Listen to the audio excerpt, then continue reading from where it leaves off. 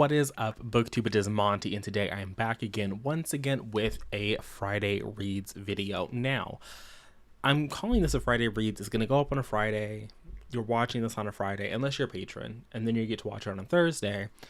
But it is currently Wednesday, and so some of the information I'm going to give you by Friday may be outdated, so be sure to, click down below in the description, follow my Twitter, because there at least you will get the tweet outs of my Goodreads updates. So, as of Wednesday, this is my plan for Friday.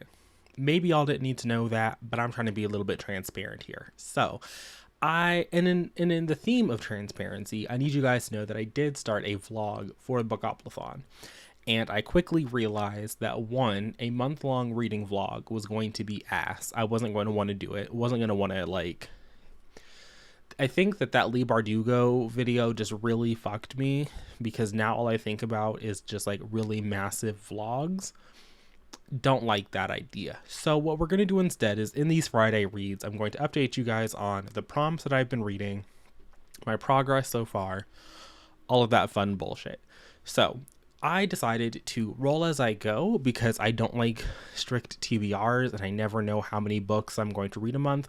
The past couple of months, I read 16 books a piece, but in June, I didn't read anything. And in February, I was reading, but I don't think I finished a book in the month of February. A lot of it was carryovers and things.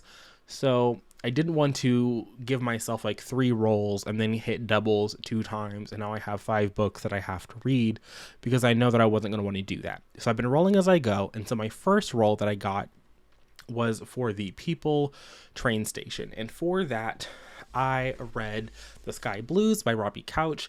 I pre-ordered this and I was all set to email Simon, even though Simon don't ever email me back, and ask them for an arc of Blaine for the Win, which is a high school queer legally blonde class president story, but male characters, which I still think if you're gonna do legally blonde, I want to see the femme for I still want to see lesbians. So I don't know how successful Blaine for the Win is going to be, but The Sky Blues, in my opinion, was not very successful. Here we follow our main character, Sky, which is why it fit, because there's a name in the title, even though there's not a title in the name of the book. So here we follow Sky, who is living in Rockledge, Michigan, bumfuck nowhere. I think they're in the Upper Peninsula. And so they're living their life, just, doing whatever they need to do. But Sky has this plan. He's going to ask his classmate Ollie to prom, even though he doesn't really know if Ollie is queer. And instead, what happens is they have this weekly yearbook newsletter that goes out.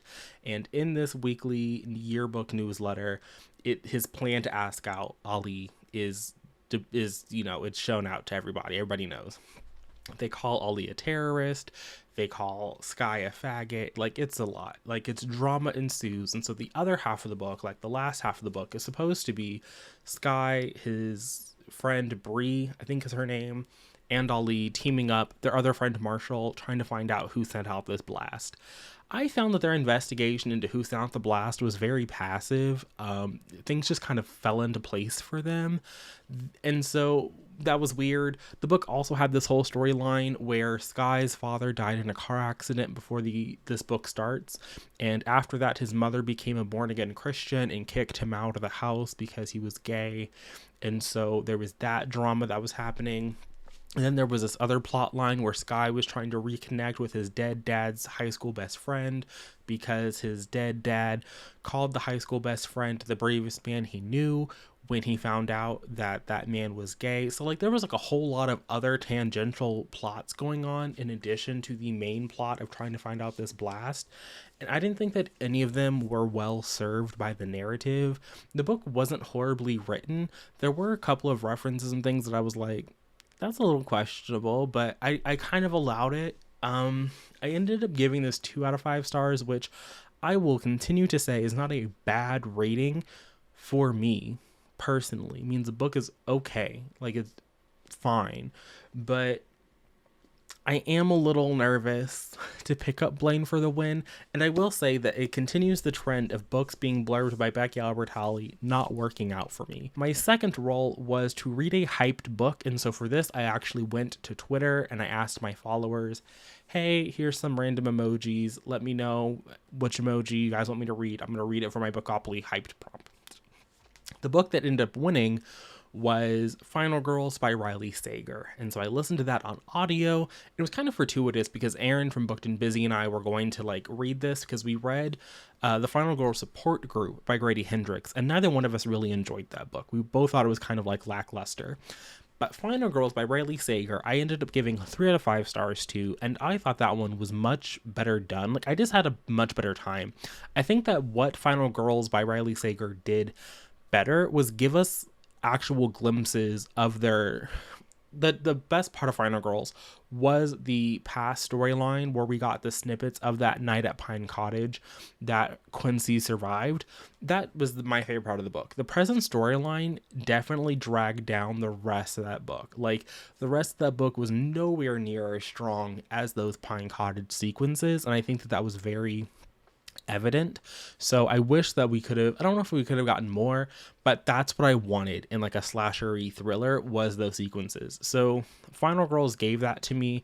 I still want to read The Last Final Girl by Stephen Graham Jones, I believe, because I think that's kind of the trifecta of books that have Final Girl in the name, that all have a group of Final Girls. And his book, the last one by Stephen Graham Jones, came out first in 2012, I want to say. So I have that currently checked out from Kindle Unlimited because it's on Kindle Unlimited. So hopefully before the month is over, I'll have read it, but it might have to roll over into October just based on my Bookopoly prompts.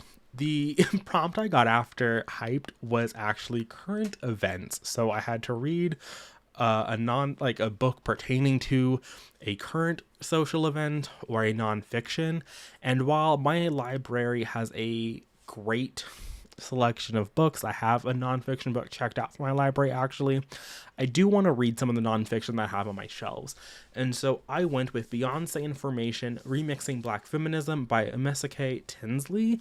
And I think that if I had taken Professor Tinsley's class at the University of Texas at Austin, and I had seen her go through the lectures of her, Beyonce Feminism, Rihanna Womanism course, and then read this, maybe I would have gotten more out of it. Or maybe if I had taken the time to highlight and annotate and interact with the text, I might have gotten more out of it, because not only the premise of this is that we're going to use Beyonce's Lemonade album as the frame of reference for just various topics.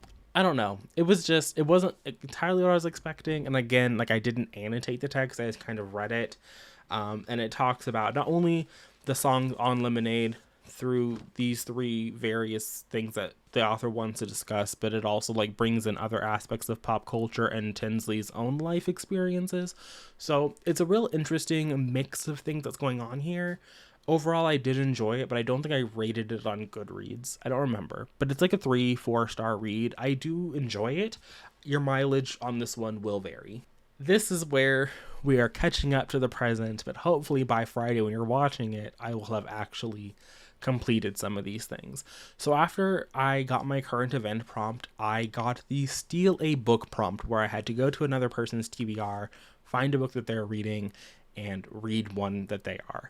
And so being the petty bitch that I am, being that person, you guys know I had to go over to Erin's channel, and you guys know that I had to look through that book, her stack of 3 million books that we both know she's not going to read. Between you and me, she's not finishing all of those books. But I also want to say that she definitely cheated. She started reading books in August, just between you and me. You didn't hear that from me, but between you and me. And so I was looking through, and being the petty bitch that I am, as I said, I had to pick The Way of Kings by Brandy Sandy. Now, was this the smartest decision, choosing probably by far the longest book on Erin's TBR? Definitely not. Was it intelligent of me to pick an author that I probably just like have no interest in reading. And the Wheel of Time people are already annoying enough. Like the comments that they leave me tell me that I'm unintelligent for the comments that I have on that series about the books that I read and my reaction to the trailer. Seriously, just I don't want to say unhinged individuals, but I definitely think that they are a little bit out there if they think people are actually well, I mean, some people are definitely going to read 14 books to watch like 10 episodes of a TV show. Like, those people exist. People on BookTube are a lot of those people. Like the general populace is not sitting down to read no 14 book series to watch the show. So me commenting on things that are in the trailer and you want to so delving into another fandom like that, like I think that the Brandy Sandy people might be, was not my most intelligent moment. But here we are. I'm currently sitting at 41% of the audiobook. I've been listening to it for around 24 hours. And I want to say that I feel lied to. I feel led astray, bamboozled the entire fucking tweet. Because the first part of the book, we had two fucking prologues. I'm never forgiving this book for having two fucking prologues. But then we had a situation where we were following Kaladin, who was like captured. He was a slave. He was all very sad that he was a slave because he was like a soldier man, whatever. But we also were getting this perspective of Shallan, her family was definitely destitute. Her mother had died. Her father just died. They live in some backwater place where like it's hard to get to, or people don't really want to go there because it's like the backwater place. Nothing exciting happens there. But now her father was like the ruler person of this little provincial place, whatever. And because he's dead, like they are vulnerable. They have no money. They've been bankrupted. Like they're in financial despair. And so her plan was to go study under this woman and then like steal her like object thingy. And she was going to take it back and everything was going to be great. And we got her for all of part one. And then part one ended and it's been back to Kaladin and these goddamn princes on the Shattered Plain. And you know what? I can say that after reading 50%, well, not really 50%, because like I said, I'm at 41, but after reading the 400 pages, listening to them, I can understand why Robert Jordan asked Brandon Sanderson to complete his series, because both of these men have managed to create a world at 400 goddamn pages where everything is like just not described. Like, to me, I understand like the Shattered Plains are not like I get it, like they're a destitute land, they're giant caverns, like the Shattered Plains are not the place you want to be. There's not really a lot to describe there. I understand, like, I get it. But at the same time, I don't understand what none of these bitches really look like. I don't understand where they're at. I don't understand what these different races that people are supposed to be. We just discovered that the I forget what they're called, like the army that Kaladin, like his lords or whatever, are fighting against.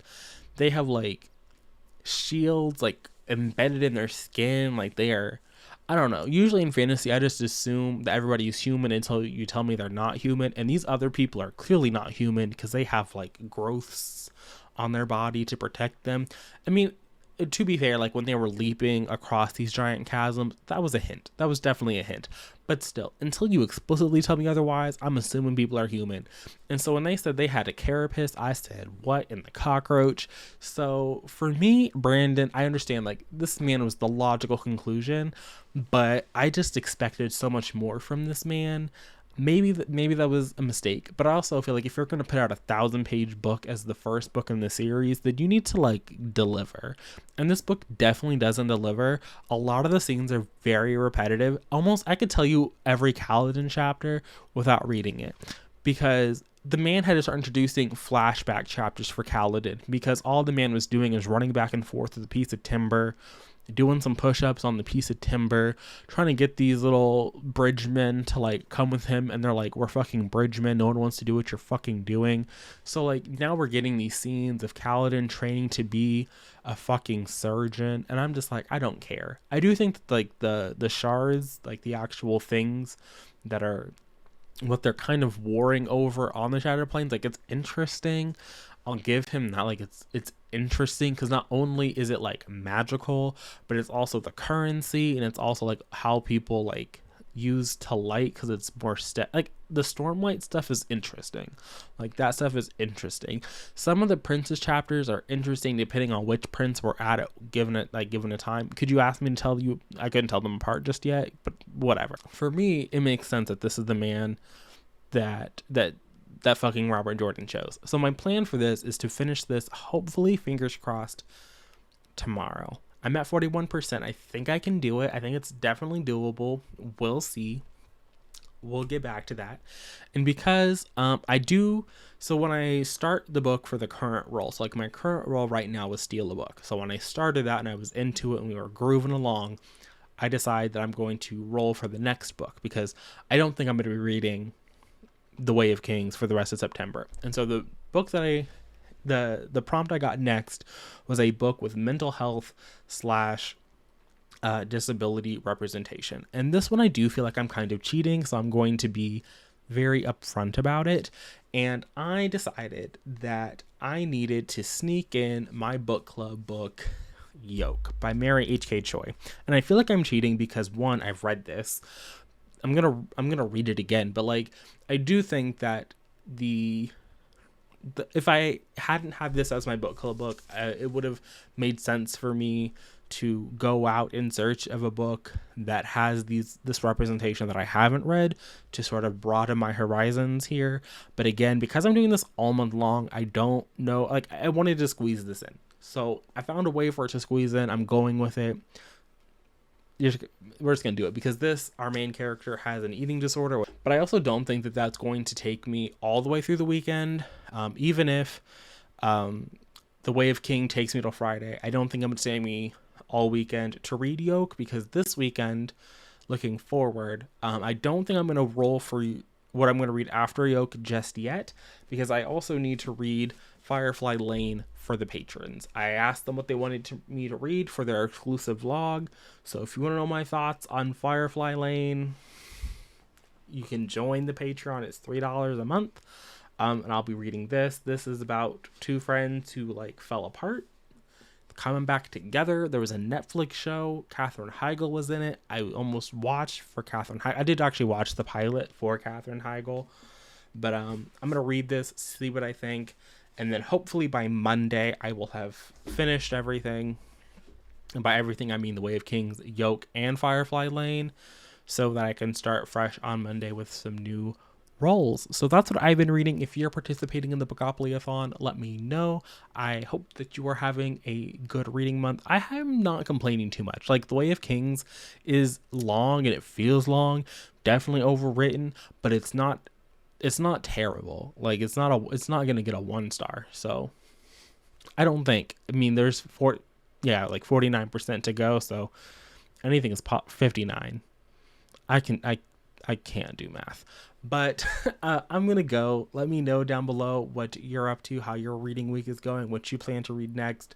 If you don't want to leave any of those things, you can always drop this emoji down there, and I'll see you guys again soon in another video. But until then, until next time.